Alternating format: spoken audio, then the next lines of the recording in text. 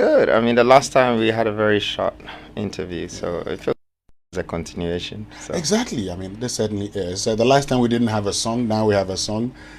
You can't stop freedom, eh? well, yeah, I thought it was very interesting. It's actually one of the songs that was made by one of my security, and that works for me. So he just did it for me, and I thought, wow, this is great. The Okay. words and the content of the music is quite powerful, because I really think that the only one that can stop me is God, and He gave me life, and He can take that away. So that kind of resonated very well with me. So I know you've been going around. I mean, the last time you were talking about, you had indicated you wanted to be president. Now we know you've been going around the country, not just granting interviews, you've been engaging the various stakeholders. How's the whole listening tour and your tour around the country been? Well, first of all, I wanted to do something completely different from what the existing geopolies have been doing, when it comes to campaigning. And of course, in the business world, campaign simply means to us marketing, how to market yourself to the people to understand you. And I thought that one of the best things to start with was to tour around the 16 region as a listening tour and listen to the people. And of course, that was some sort of incredible adventure. And I would have probably not known a lot than I do now if I Mm. didn't make that move. So I thought it was a great decision to have taken. Um, the regions are quite different, and it clearly tells you what Ghana is and what Ghana is going through and what Ghana can become. Let's look at what you heard from the people. You say if you didn't back on the store, you didn't have known the things you know now. What is it that you know? What did the people tell you? Well, the main reason for the tour, one, was to research the regions, to see their capacity, their ability. But before we embarked on that journey, we had already done the research about the regions' value in terms of what they have in minerals and commodities, farming and resources, and it was quite a lot, hefty amount of money. So I personally also wanted to find out why are these things not being materialized and implemented to create wealth and jobs for Ghanaians, and why are we going through what we're going through. So I already had, like, some serious research to do, when I went on that journey. But then when I got there and I started to listen to people, I realized that almost every region had a little bit different culture, but almost every region had one need. Almost all of them, and that was jobs. But before I went, I also realized that if I could make Ghana a better place, it's because I'm able to activate it. The only region that I see that is more active in the country is Accra. The rest is just closed, it's doomed. Maybe some one or two or three multinational companies will be there, but they don't actually have an economy. They don't live like Accra people are living. And even Accra, you have people coming from Nsawam traveling all the way because they're searching for fortunes in Accra. So it's kind of choked and overpacked. But being in these regions, yeah, some of the things that I realized was that every region that we went to, I mean, going to Tamale was the first time, I got to understand that why before we landed on the plane I saw like bare land. It was empty, but part of it was looking brown like dry grass, but part of it was black patches in it, and I didn't see where the black patches were coming from. I wanted to know what had happened. But when I finally landed and was driving around,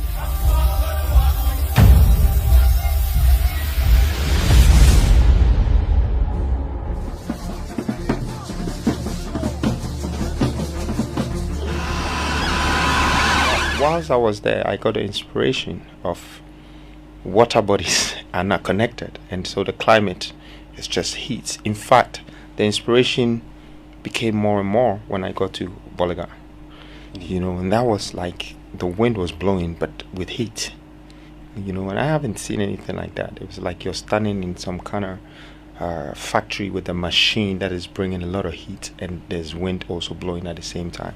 And I was wondering, what are these people going to do 7 years from now? Because it's going to get worse, and climate control is something that we need to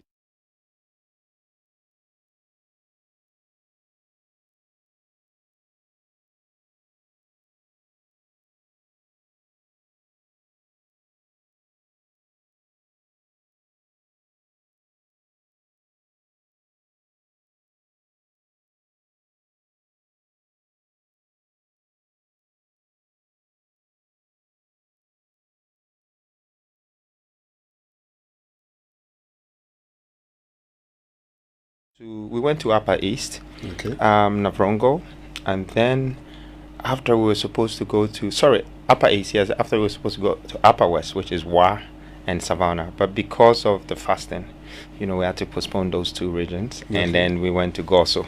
Okay. We'll talk about, the whole idea about water and everything, but you talked about the regions being, apart from Accra, the others are doomed. When you say they are doomed, what do you mean? They don't have any economy. They don't have Not even in the Ashanti region? Ashanti region. I mean, come on. It's all. If you look at what comes out of Ashanti region and you look at the lifestyle, it's like 5% of it or 10% of it. I went to the market in Ashanti region, and most women, they were putting their clothes on the floor for me to walk on. I mean, it was so touching to see people even looking at a young man like me, and they said, "Look, we want change. We've been sitting in the sun for 8 years. Look at my skin." And there is a market there. They've never opened it for us. They can't expand us. They can't help us. People are struggling in Ghana, Winston. It's difficult for people. I mean, look, there's a young guy that asked me a question when I was in Tamale. And when he was coming on stage, they were trying to stop him because he's like 13 years old. And, but I said, let him come. So he came. And then he spoke in his language and someone had to translate it. In his own words, he said that he goes to school, but he's scared. He's scared because he doesn't think he will get the best of education, and then if he does, he doesn't think he will get a job. This is a 13-year-old thinking this way. So you should know that if that kind of age that hasn't come of age yet to see what life is about are thinking this way, then the country is really gone down. There's a whole lot of issue. And Tamale is dry. You can almost count some of the buildings there, and with silver sheets, and it's gonna bring more heat into the room. You barely see electricity there. On the way to Boliga, there was only one water I saw, and I thought, okay, I've seen water, and it was brown. It was poisoned. It was galamsey. It was destroyed. So I think you have to go to these places and really see how the people, what are they looking for? What are they doing with themselves? And you're going to realize that the only time they harvest their cocoa is when maybe there is political campaigns. That's when people go around and give them t-shirts and give them some money, so it's not developed. And this is a reality. We have to be realistic with this reality, that what are we going to do to make our people's lives become better?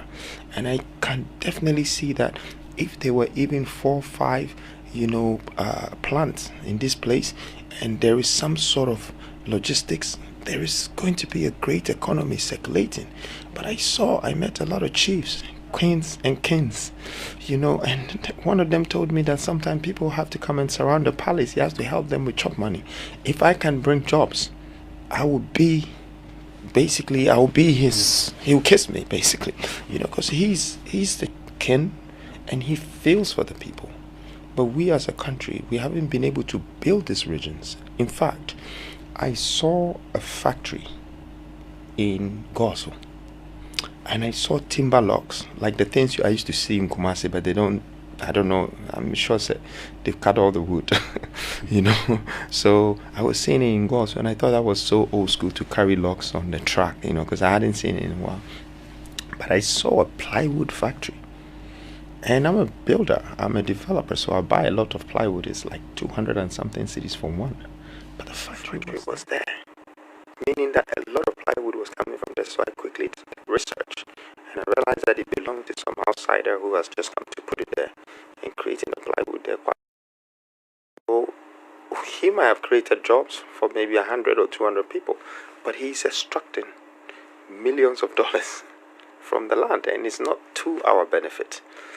So these are the things that I believe that the idea of industrialization would change the country completely, would create jobs, would create revenue, and then economic stability, economic balance, economic prosperity.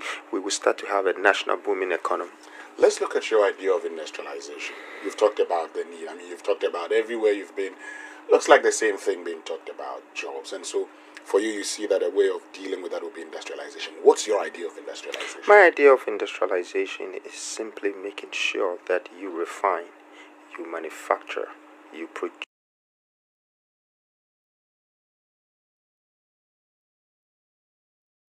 logistics around it so you can open the doors for cross-border trade movements in terms of importation. Now, China is doing it, India is doing it, America is doing it, Europe is doing it. Everybody and every country that is successful in the world, you have to make sure that your resources are refined, are manufactured, they are packaged to that level of business where you can trade them so other countries' monies can come into your country. Okay. Other people can start to bring their money constantly into your country. And that is how that's how economy revolves and evolves. It grows that way. Besides that, what you're going to see is that you would be able to create hundreds of thousands of jobs, and these jobs are not like 1-year contracts, because when you talk about plants, they can work for 50 years non-stop, 24 hours. Okay, all you need is to feed it with energy. So when you look at Africa is the last continent on this planet Earth that doesn't have any clue about industrialization. We always go for the tertiary parts. Okay, our clothes come from somewhere. When it's done, we might do the cotton, but we will not be the one doing the textiles and the clothes. Okay, we might plant the cocoa, but we will not be the one doing the chocolate, the marks and the twists, but yet we buy it again. And the people of this country, I took this moment to explain the vision that I have to expand transportation and logistics. My vision, it's just industrialization. How to industrialize the entire country. The 16 regions of this country needs to be industrialized to pump and boost our existence. But this is the other point of it. We talked about one district, one factory. We've been talking about industrialization in Ghana for God knows how long. For those who even manufacture in this country, they complain about how it's very expensive to produce, and thus would have to sell to people very high prices, and so in effect they are not competitive. How are you going to make the Ghanaian producer, manufacturer, industrialist competitive globally? Well, the first thing about industrialization is tariffs. The tariffs of the kilowatts that the machines extract. Doing so, we definitely need to think about the logistics. Kumasi is a very well situated region with a lot of resources in minerals and farming and many other things. And I thought that since it's connected to the eastern and the western corridor, the coal, different things all coming together and helping to push that industrial power, because it needs energy. And energy is the beginning of development. Soon as we found light in this world by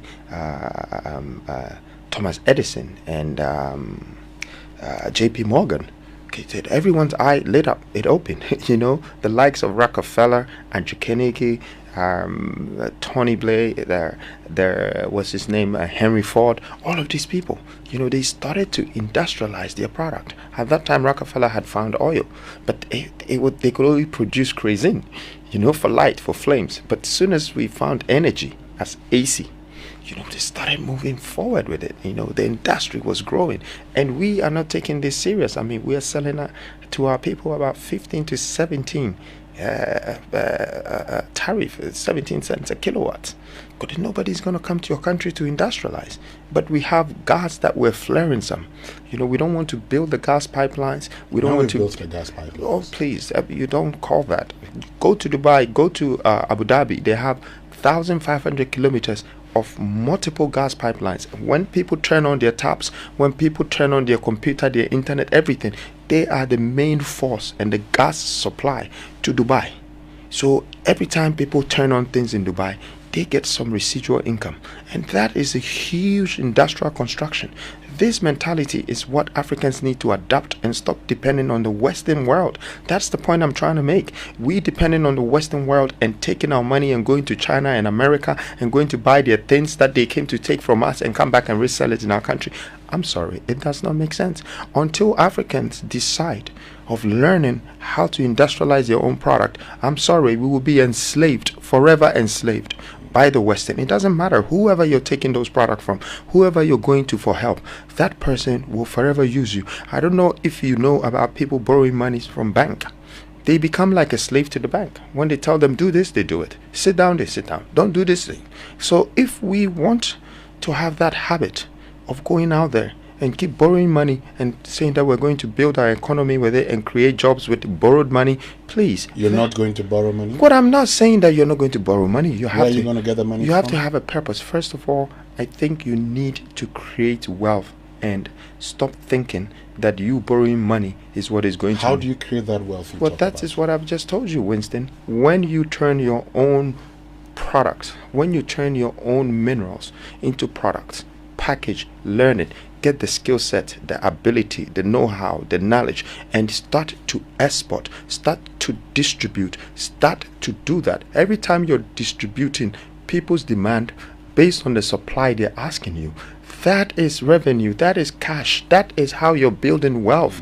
That's when you start thinking. It's not when you go and borrow money to give it to a contractor to fix roads, when you borrow money to go and try and build a low-income housing and it's not integrated. That person who's living there doesn't have a job around the house that you have built. In fact, you might not even finish building the house and you're not going to have the people to rent the house because they don't have the consistent job to do so. Okay. My guest is Nana Kwame Bediako. Many of you call him Freedom Jacob Caesar or Cheddar, but he prefers to be known as Nana Kwame Bediako of the New Force, seeking to be president of Ghana. Now, you've talked about having to create wealth. You've talked about all these things. We need to, refine. We need to manufacture. We need to produce. But all of these will start also. You need funds to produce. Where would you get these funds from? I think that's the question Africans have been asking themselves. Where would you get these funds from? Where would you get these funds from? It's because we're just used to aid. We're just used to people giving us.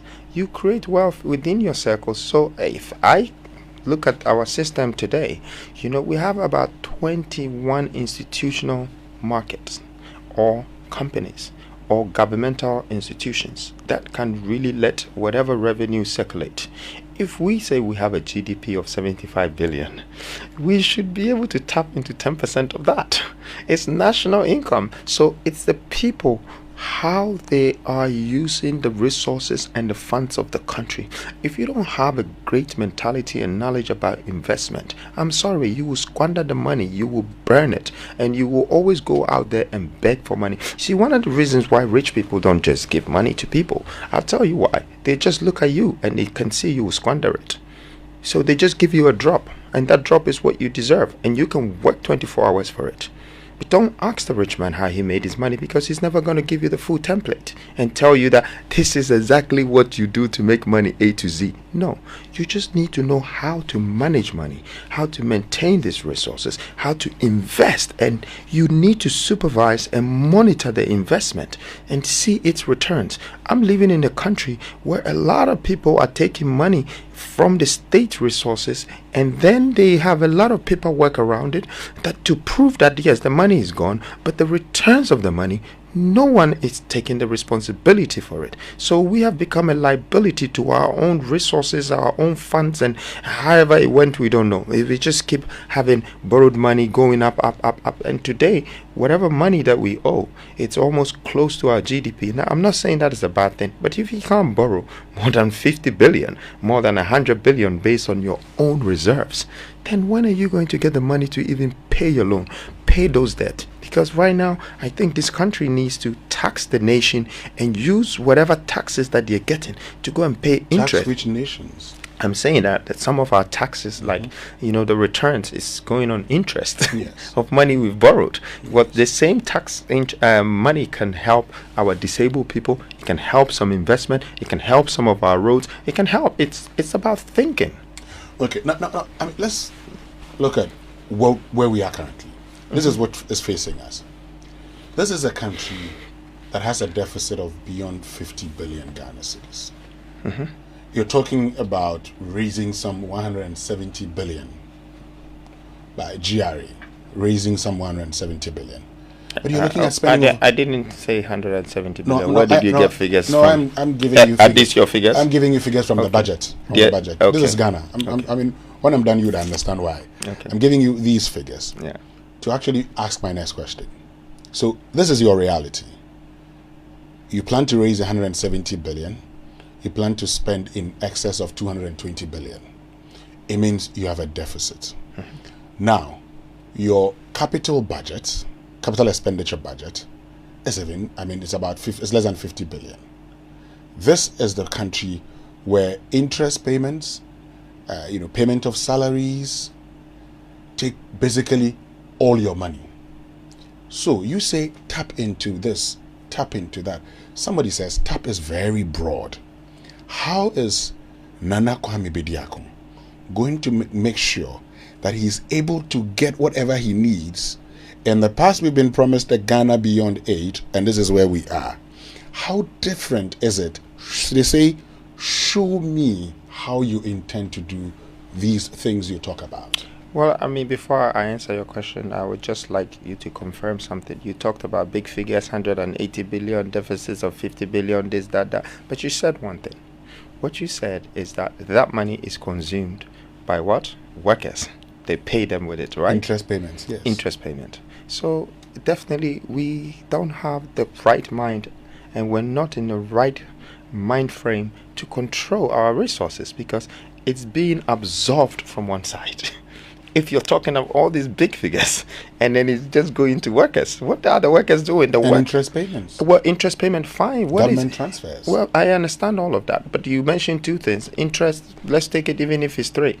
But let's start with the two you're saying. Paying salaries and paying interest. What is the interest that we're paying and the salaries that we're paying? That contribution of those two things, what is it bringing in returns? Because that is the equation of business. Your business, your life, your work, everything you're doing, the investment have to bring returns. Yes. So where is the returns? That's the question that you need to ask yourself. So I ask you the next question: how are you going to ensure these bring returns? But that's something we'll explore when we return after these messages. This morning we're joined by Nana Kwame Bediako of the New Force. We'll also talk about this whole conversation about, do I say canal or do I say taking seed to other parts of the country? Stay with us. How are you going to ensure that these monies, you see, they should bring returns? What returns are you expecting? How do you achieve these? Well, it's just the level of investment. I mean, one of my major paths in terms of business is investment and development. When you're into these things, you take supervision very serious. Okay, monitoring the path, the grounds where your investment has gone, and then you look at your ADRs, the returns. You don't look at the cost of things. You look at what you get out of the cost that is going out. So if you borrow money to build a building, it's very dangerous. The interest and everything can come back and swallow the entire project if you're not on time, if you don't do certain things. Okay, now the workers have to be paid, but whatever work that you're doing, the benefits has to be times 100 or 1,000 of what you're getting back. So if our money is just going into salaries and is going into interest, then something wrong, something big is wrong, that we need to look at that. How am I going to do that? First of all, I think we would readjust these things, first of all, and to be able to start moving money into investment instead of judgment debts, instead of paying stuff. So you worry about the stuff more than the nation being built or the country being developed. Okay, because now your commitment is to them. You want to borrow money and you want to pay them, but you're not checking what comes out. That we call accountability. Somebody needs to be responsible to account for whatever state funds that is going out there in terms of investment and everything. Now, this same money that is being shredded on many things that we have a good reasons why it's been spent, but the returns is bad reasons why the money is gone and it's not coming back, can just be diverted into right things. It costs us just 20-30 million to put a plant, and that could create thousands of jobs. But we're not doing. We're rather putting the 30 million into some supposed to be contract of roads and this and that, and yet all our roads still have potholes and all of that. So I just think as a country, we need to stop all of that. We need to concentrate with what we do with cash, what we do with investment, and how we get the returns. And then when the returns are coming in, you see growth. When you're seeing growth, you sort of get this power of maturity. You can see it. It's like profit. The profit is sanity. Anything else is vanity. People only do business because they see profit.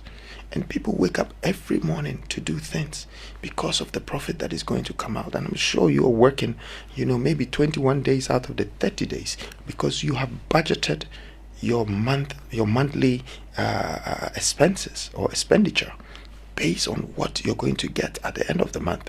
So you've programmed your life around it. And as a country, we should do the same. We should program the country's development and its national needs based on the returns that we're getting in whatever resources that we have, state resources. All of this is not about finding out that, we have the resources, but somebody is taking 90% and we're getting 10%, but we don't even know what that 10% is going into and what benefits that they're coming from. Look, these states are not for these resources are not for government, it's for the state. It's for the state as a country for us to benefit from. So I don't think I can leave Ghana and go to China, and if they have some mineral, I go and sit with the government and try and do some business and say I'm going to take 90% when I come and put any factory in your country or any plant. That is not going to happen. It's not going to happen anywhere in the world. So I think accountability, it's become the problem, and people are not responsible for being accountable. And 4 years is a very short time to let people account for things that they're supposed to do, especially when they're developing a country. But then again, that is the years that is stipulated for our constitution, and we have to find a way to work around it to make the nation benefit from. Great. So you've talked about all of these things. Now let's make it very simple. You've gone around the country. You've identified industrialization as the way to go. If I were to ask you... Sorry, let me correct you. Point of correction. It's not because I've gone around the country, that's why I've identified. I have been talking about industrialization for the past 13 years in this country. I already have Petronia, a platform in the western part of Ghana, which is an industrial development. In there, it's a 2,000-acre industrial city. So it's not yesterday or just me coming into this political industry that has made me realize we need industrialization. I knew this years back, over a decade. Great. For many people, they would ask themselves, so if I decided to vote for Nana Kwame Bediako, what are some of the key projects that he would want to embark on? What are some of the key projects that we would see if we were to vote for you? Well, first of all, I don't want to say that you have to vote for me before you see me embarking on some key projects that will make this country benefit. I've already started doing a lot of projects in the private sector. As you can already see, we have built hotels, we have built industrial parks, and we're still ongoing building the industrial park in the western part of Ghana. We've built some zoos, we're doing museums, But if you were to ask me, what are some of the key industrial projects that I will embark on for the country to benefit? One of them could be just maybe a methanol, and making sure that we start creating our own petrochemicals, which is something that Petronia is doing. Petrochemicals are things that you can use to actually create fertilizers, so you don't have to import them again, because farming has a lot of potential. That same petrochemicals will do things like bitumen, so you can now expand your roads. That same petrochemicals will help you to advance your power station, where you're going to get more energy and be able to bring the tariffs down from 16-17 cents to about 10 cents and make it become globally and friendly, attractive to investors in the world to want to come and be on your free zone enclave, to enjoy your incentives. But they're going to expand your industrial power and production, so these are the things that I'm thinking, the major projects. Now, what happens when you do such things? Overnight, you're creating millions of jobs and you're bringing millions of investment. But this investment will not only be stacked in your country for the next 50 years, it's also going to leave your nation with a skill set, which is one thing that we're lacking. Okay, we don't know what to do with cocoa seed if you gave it to us. We know how to eat the chocolate, but we simply don't know what to do with the cocoa seed, and it's on our land. We don't know the value of gold. but people are mining it. We have to do mining of through Galamsey and sell it on the black market. Okay, but gold does a lot of things. You can pledge your entire currency with it. So some of the major projects I will be doing, apart from industrial, I would also create a lot of reserves. The reserves of the mineral resources that we have, and gold is one of the things. I've been talking about pledging our currency against gold for more than 10 years, because that's what gives you a stable currency, and it gets rid of fluctuation, inflation, and all that shin that happens in our economy. Okay, today, if you look, I think Zimbabwe, since I started saying this, they're one of the people, they've quickly hedged their currency to the gold. They're creating a coin.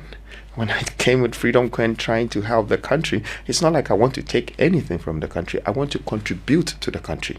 So there is a great success for the youth, for the people, for women, for men, for old people.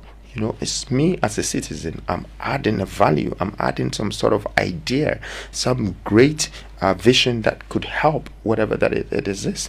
I think maybe the youth have not been taken serious in the past few decades. I believe that the youth are also, they have their ears on the ground. They know what is happening in the world. They have energy and they're ready to work. And so we have to be able to tap into that human resource. See, mineral resource and human resource is a powerful combination of things that we came to meet on this earth, and we're going to leave it, and it would always evolve.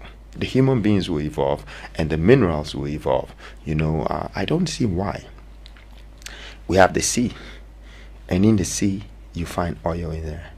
We have the grounds, and in the ground you find gold. We have the soil. In the soil provides the best of food. We have bauxite. We have iron ore, where you find the steel in the ground somewhere. But we haven't learned about any of these things, how you can turn it around. So that skill set is what I intend to do. This is what I intend to do, not just for Ghanaians, but I think it will become a template that a lot of African countries will be saved by. They will be saved by because the economy will start to boom. The economy will be revamped. Their ways of thinking and doing things will stop from that tertiary. They will start going to building things from primary, secondary, and then start to benefit from the tertiary aspect. Right now we just depend on tertiary stuff, made in Italy, made in China, made in this, and that's what we're living on. And somebody is definitely controlling us, because whatever money that we have, we're giving it to that somebody who is doing it, and we can do it. Talking about, just on a lighter note, because you talk about a lot of the things you're doing, but some would say many of you also contribute to the made in Italy, made in other things, because you're not patronizing the things we are made in Ghana too. It's not that. It's the size of how it's made. If again, we brought us back to industrialization. Yes. Again. If you don't have industrial power, and somebody is producing, like the clothes you're wearing, and they can barely produce 100 in a day, how are they going to feed the market? We won't even be able to see it. Okay, but if they can cut this pattern, and it's 2,000 of it, it's 10,000 of it, I will go to England, and I will go to a shop, and there will be Versace here, and there will be Akimolo here, because he'll be selling. And you need Versace's power. It's not the Versace. Versace's power is being able to cut the pattern 600,000 times in a space of 2 days, create demand for it, supply it, and take their profit. Because even if their profit is $100 per jeans, what happens when they release the 600,000 is 600,000 times 100, which is 60 million. So they make that in a go. That means they have a footprint in the market. Without the industrial power, you cannot have someone who is cutting 10 pairs of shoes and he's complaining that you're not patronizing it. You watch, and if tomorrow they market that person and there's demand for them to even produce 1,000, they will close. They will close because there's no industrial power to be able to create. Yeah, but we must create those persons. Sorry? All of us, we must create those kind of people in Ghana. Well, if that's exactly what, if you're saying that, then you're agreeing with what I'm saying. But the point I'm making is that in creating, it starts from us. Okay, so I like to wear made in Ghana. Mm-hmm. Somebody says, Cheddar, you look very good, but you don't like wearing made in Ghana. Oh, who said so? I have a lot of clothes made in Ghana. I'm a very average person, but I'm also not going to say I will only eat or I will only touch things made in Ghana. No, that is craziness. Okay. Yeah, that's craziness. Yes, that's craziness because there are things all over the world. You cannot tell me this microphone is made in Ghana. You probably bought it to put it here. This TVs and The things everything. that are made I'm in coming. Ghana, I'm just trying to tell you this. Everything in this place is not made in Ghana. So you cannot survive with just made in Ghana. That's what I meant by it's crazy when you think like that. The world is a universal place. Everything that becomes a part or a contribution to support your daily living, your habits, your demands, it's something that you're going to go with. If Ghanaians are making speakers, microphones, and TVs, and it's affordable, I would rather buy it from Ghana. But if Ghanaians can make the TVs, they can only repair it when it's bought, but they can't make the TVs. I have to buy it from If Europe. they can make clothes, If they can make clothes, I buy some from Ghana, I buy some from Europe. And that's not a crime. I have the right. It's my money. If I want to spend some to buy Ghanaian clothes and to buy American clothes, it's up to me. But the point I'm trying to make is that if Ghanaian clothes is materialized, manufactured in a massive way, in a huge production, then there will be a demand for it worldwide. So you would be here and you will be selling to 8 countries or 12 countries, which is what they are doing.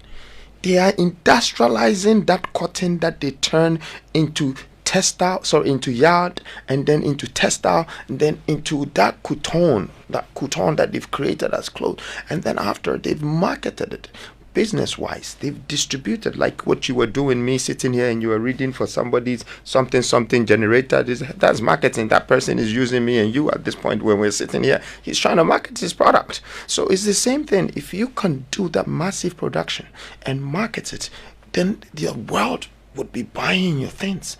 It's not you maybe sitting here and thinking that, oh, I'm not wearing a jacket that is made in Ghana, so no.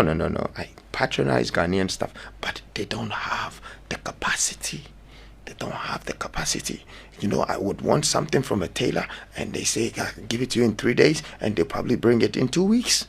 I can't blame them. He's now using one machine trying to, he doesn't even have the stock. That's why I am preaching that industrialization is the way.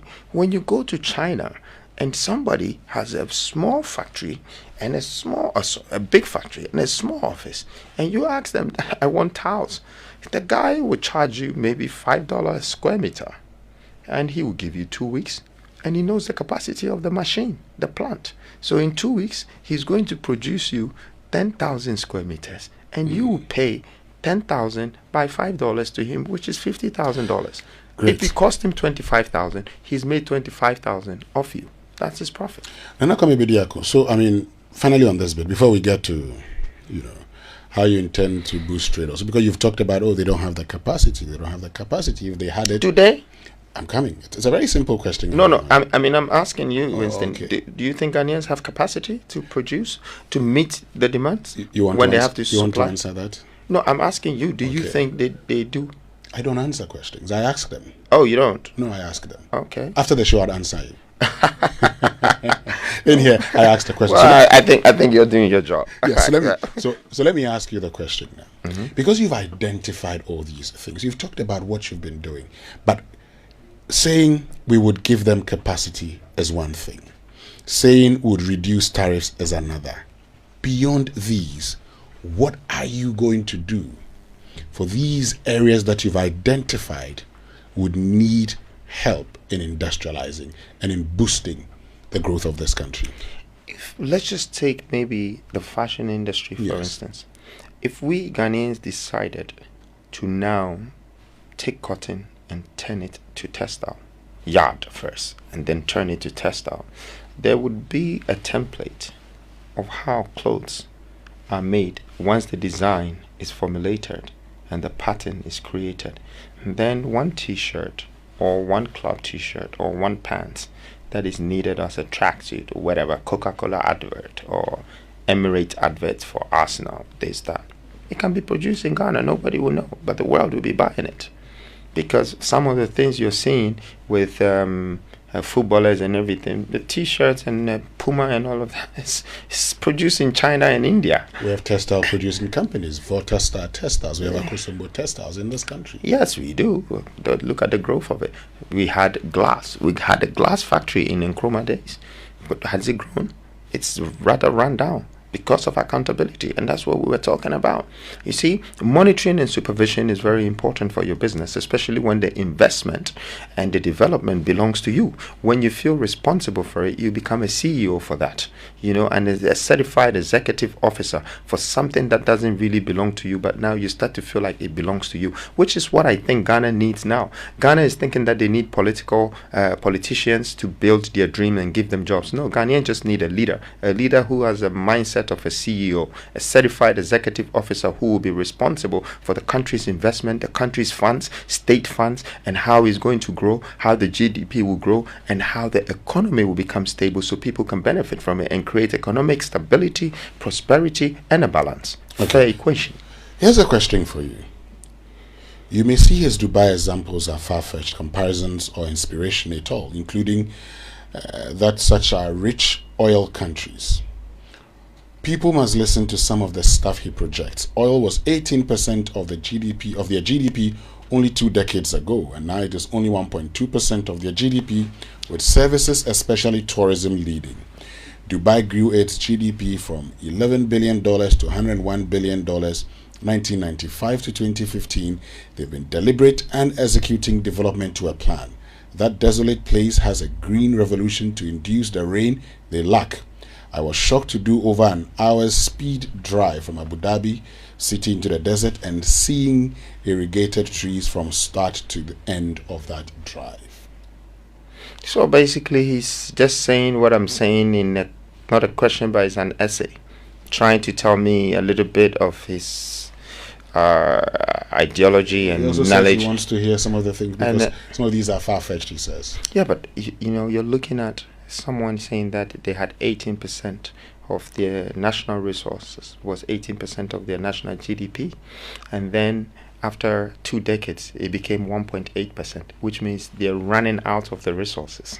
Which also means other sectors have taken over. Let me just finish. I thought you said you don't ask questions. Relax. I don't answer questions. You don't answer questions. So relax, and let me answer it, and then you can ask. Okay. So what he said now is that when the resources went from 18% to 1.2%, they had already built other opportunities out of that 18%. So when it came to 1.2%, they had already generated 11 to 110, which means they had times the actual beginning of their GDP, which was 11 billion, to 110. That is already times 10. So if this has come from 18 to 1.8, equationally and fractionally, they have quadrupled the money. They have quadrupled the GDP. They have quadrupled everything. So at that time, they will have maybe more than 20 different things to invest in and to supervise and to manage. So if they run out of these resources, they are going to have other avenues for revenues that they would have created from discovering the resources. And that's the accountability we're talking about, the returns of investment, the returns of what you have. So if Dubai didn't discover that oil and realize that, look, this is what we're going to make our billions from, our trillions from, and this is what we're going to use to turn our vision around. Today, they might not have a simple drop of oil, but Dubai has become the tourist center of the world. The investment has been right. And I think instead of complaining, we can copy. It's not a crime. Okay, well, let's move on to one thing. Initially, I started in Kumasi. I watched you with Kojo Mafu. I did a lot of interviews. Yeah, but I watched you with Kojo Mafu. So I've mentioned the interviewer's name where you're talking about the sea in Kumasi. Then I saw you talking about one in Techiman too. Mm-hmm. What's this whole thing about taking sea to other parts of the country? Well, first of all, I think when I started this journey, I knew that I was going to become one of the biggest industrialists in history in Africa. And I knew that my opportunity was not to make money. My opportunity was to change economies and build nations and have a template, a blueprint that other countries will benefit from. See, that's where I see myself to be. I see myself to be one of the people to be talked about in the next 500 years. I know people don't like to hear this fact, but that's how confident I am in who I am and what I can do and what I'm capable of doing. So I definitely knew that industrialization would need logistics, and logistics would bring a different type of development because it's a change and a shift of infrastructure. I was definitely looking at the waters for a long time. I was definitely looking at the map of the country and checking the waters. Now, I'm going to reveal the secret in this interview. The question that you should be asking me is, why Kumasi? I chose Kumasi to start the topic of water transportation because the Ashanti region historically is very sensitive about water. Our first king was warned not to cross the river, and when he did, he was beheaded, and he never came back. The head was also never back. Okay, we tried to claim the Cape Coast water when we realized that a part of our people were there, the Ashantis who have become infantis, slanging the tree. But based on regional demarcation, we couldn't claim it. Kwame Nkrumah did the first biggest man-made lake in Ghana or in Africa, or maybe one of the biggest in the world. Yeah. When he got to the Ashanti border, it ended there. At that time, there was no region like Bono region. It was the Ashanti region, taking over all of those places. He left it there. So the water didn't connect. When you look at Kumasi, it is situated in the middle of Eastern and Western corridor, but it can't feed any of these corridors. And then Accra and Kumasi are like the competitive cities, but one has outshined and outgrown one. That's Kumasi. Why? It's because of water. So I chose that place to raise the topic, and it's very sensitive, and that's why it went viral. And I know that a lot of the media and people are trying to coin what I'm saying, but the reality is that it's a fact and it's the truth. Canals exist, dredging exists, and the sea connects with river, and it opens a country. Yes. So I just chose Kumasi to start the topic. Now, go ahead, you understand? Let me So know yes, so that exists. That's not in doubt. It's in the literature. We've traveled out to other countries and we've seen them. We've also read about how long it took them. We've also read about even the feasibility studies that they did to look at whether this could be done or not. And for many people, their concern really is this canal you talk about. Have you, beyond saying, I will do this, what other things have you done? What other pre-feasibility studies or whatever studies have you conducted to know, for instance, whether it's achievable or not? It is achievable, first of all, and I would like to assure you that, let's not be like the old slaves who always thought that you can't do anything unless the master comes. If the master says it will be done, we will say yes. If the master says it won't be done, then we can't do it. No, it's very much possible. Okay, 1 is the investment, 2 is the development, 3 is the architects and the engineers that will construct that, and they will study all the maps. See, the water bodies are already there. They exist. Okay, you're dredging to connect them. Now, I'm going to give you this analysis, and not just you, for those who are listening to me. When you can Google and check all the highways in Europe and all the developed countries, when you're driving on the highways, you don't see buildings and anything on the side of the highways. You either see some sort of fencing and some kind of glass, but the neighborhoods are inside. So you're just driving on the highway, and it's 3 highways on the side. When you come to Africa, all the settlements are right on the roadsides, and the road shrinks and it becomes smaller. And the water bodies are left, and we're either throwing rubbish in it or we don't do anything with it. Go to these same countries that have put the fence. Go and find your water bodies. That's where they start their development from. They connect the water because the water, first of all, controls your climate. The water is the power that would irrigate your agricultural system. It will feed the grounds where you live, and then that's the same water you create the bridges on it. So you can see Brooklyn Bridge, this bridge, that bridge, it's all over water, and it connects other city. It reduces the actual kilometers that you need to go around the country. So it's another source. I saw this in England when I was growing up. It's called the Blackwall Tunnel, and then you go through the tunnel, it's water, but they create tunnel, and then you just come on the surface of the earth. When you drive another 10 minutes, you get to London Bridge. There's Tower Bridge and there's London Bridge. All of that is the Thames, is water. It connects and it takes you all the way to Trafalgar Square, and you start to see development, tourism, all of that. That is the future of Ghana's development. We are going to discover all new developments everywhere we connect the water, because it's free lands. It hasn't been touched. It's all virgin. That is one.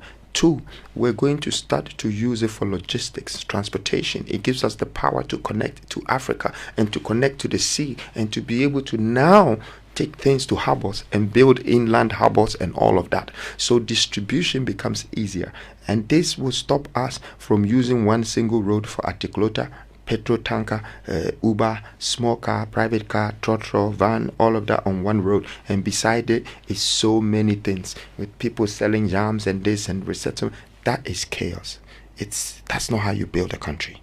So I want Ghanaians to understand that I'm here to build a country. My vision is very clear. It's like 2020. It's COVID, and you have to be aware. That's how clear my vision is. I can see that development is going to happen this way, because you need to connect your waters. Why do you think your colonial master is hiding that secret from you? But when you go to his country, he's connected all his waters. He calls them Thames, canals, ferry, village, this, and secretly he's transporting things on there. Okay. Just by way of clarification, because in Kumasi we're talking about sea. Is it a canal you want? Or is the sea you're talking about? Well, if you drill and connect a sea to any river, the name for it, which will be a jargon in construction and development, will be canal. So it's a canal we're talking about? Canal. Yes. Now, canal can have any sort of river, lagoon, sea, whatever that it is. And look, when you go to Ada, the water in Ada shares border right with the sea. Right there. The opportunity is we could have created a harbor there if there was already industrialization in those areas. So just by way of another clarification, you say this is something you intend to do. You say the engineers, the architects will do it. Do I get the point that it's just a thought you have? It's not a thought. It's just something you want to do, but it's something that has not gone through the processes now. No, I mean, you guys make it look like it's unaffordable, it's unadmittable, it's unacceptable, and it cannot be done. It's a long-term thing. No, it's not. Actually, I'll tell you. Look, a vision without action is a mere dream. You and the dreamer, there's no difference. That's what a visionary, if you have vision and you can't find a way to activate the vision, if you don't apply action, it's useless vision. It can't be done. Okay? Mm-hmm. Once you decide to do it, it gets done. Now, why do I have the confidence to say so? Because I've done things. I have raised the first 16-floor building in a place where they started building 1 floor, 2 floors, 1 floor, 2 floors. I came and I went, shoo, and I put 2 floors underneath it on 1.5 plot. I put 108 apartments. Well, you know what? I actually used some Portuguese and some Italian engineers and everything, you know. It was a dream, then it became a vision, then it became a reality. So it's not like I am talking out of my mouth without facts, and it's not like I'm willing to do something out of my strength without experience. I have had the two. I have done things that I know this looks bigger, and it is bigger. But once you have tested and realized that it's possible, doing it is no more a problem. The question that I'm asking myself is that there might be someone who is a minister for natural resources and blah, blah, blah, and lands. But maybe that person haven't actually put together architects, engineers, and people to create something of his own. to see, the experience, the feasibility, the possibility of doing that. I have. So I know that it's possible. And it's not like I'm also just saying it. I've studied it. I looked at River Oti and River Pra. River Pra goes straight into the Cape Coast water. And it's right in Kumasi. It's never been connected. Okay? I looked at the Volta Lake. The Volta Lake goes all the way to all the BA borders. The Bono region. All of that is connected to Kumasi. I looked at River Tunnel, and I only studied River Tunnel when I was doing the tour, because I saw the plywood and I realized that Sefiwe also had a lot of cocoa. But I was thinking, how are they transporting this? Then I realized that the River Tunnel is there. The River Tunnel goes all the way to the border of Ivory Coast. It actually shares border with the sea. So it's just a matter of dredging these things. Ghana needs to be connected with water. And I know that, I am sharing a lot of my vision on media platforms, and some of them are conniving because some of them are in the pockets of other politicians and all of that. But I know that people are doubting this. People are thinking it's impossible and this and that. That is just because they've been diffused by whatever political promises. This is purposes, is a reality, is a vision, is very much possible. And we haven't done it. There's only one leader who started to try and send us a message with water, and that was Kwame Nkrumah, by creating the Volta Lake. After, what did we do with it? Nothing. We never connected it. Tamale, I checked Tamale when I was there. The heat, I need to connect the water there. I'm definitely going to dredge just a little bit more to get this same Volta Lake into Tamale. And then we can start transporting goods. We can start doing a lot of things. Immigration, infrastructure, it's all of that. They're very close, all the waters. But your colonial master would never tell you this secret. He would never want you to know. So you need to go back and study how he built his country. Right. So this is your vision. This is my vision, and I think that this is a vision if given the chance, then you start the feasibility studies. No, it's feasibility studies are done when you're ready to do a project. Okay. Yes. That's what I'm saying. If given the chance. Yeah. Don't expect me to go and do feasibility now as a civilian to come and give it to Ghana. I'm saying, if given the chance, you do the feasibility. Given the chance, there is no such thing as giving the chance. There's no such thing as giving power. Power is taken. And I think the youth of Africa are ready to take power.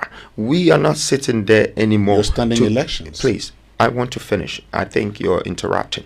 I think that we as the new youth in Africa, you can see it for yourself. We have realized that enough of this foolishness where we just sit down and then our leaders just cut deals with some white people from somewhere we don't know. They just wear blue suits and white shirts. They come to our country, and before you know, a whole concession of lithium gone, a whole concession of gold gone, a whole oil in the sea is gone, and we're struggling. We are the new leaders, generational leaders, and we are saying that power is not given, it's taken. And that's what we're working towards. And once power is taken, of course, I don't need permission from Ghanaians to love them. I love them because this is where I belong. They can choose to hate me. They can choose not to like me. But whatever I would do. Power is taking how? Well, you want everything as a detailed template. Yes, because you're standing for elections. You want to be giving power. But just saying that power is not giving, power is taking, it's a simple thing that you should figure out. I think that you have gone beyond asking questions, Winston.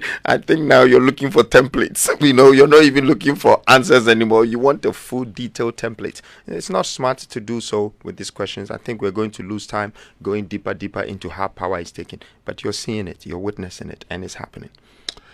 You've seen it in Senegal, you've seen it in other African countries. You've seen what we have done in just 4 months. We started this new force in November 7th.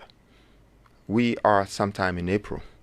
And we can tell you 70% or 80% of this country has found out about New Force. They might not know my face, but they know about New Force. They might not know Freedom, but they know about NKB or Nana Kwame Bediako. And that's just the work. Nana Kwame Bediako, thank you very much for joining us. We wish you all the best in the next leg of your tour. Thank you very much. I just want to say to Ghana that my next tour is the 275 constituency tour. It's the district tour. I would be going to every district in this country. I would give my life and put my life down, my time, and I will visit all of these districts, because now I have found the problems with the regions. Now I'm coming to the district. I want to connect with average Ghanaian. I have started the movement that I believe that the future of this country and the future of this continent would depend on this blueprint that I'm creating today. And that it's all started because we're concerned about the average Ghanaian's life and their future. And definitely, I just want to thank God for giving me this wisdom, this knowledge, this grace, this power to be able to do so. Now, I know everybody has a question for me. I'm ready to give you as much answers as I can. But please, don't look so much at the messenger. Please, listen to the message, because I'm here to fulfill whatever that I'm talking about with you. Thank you very much for having me. Thank you very much. This is the Super Morning Show. We'll be right back.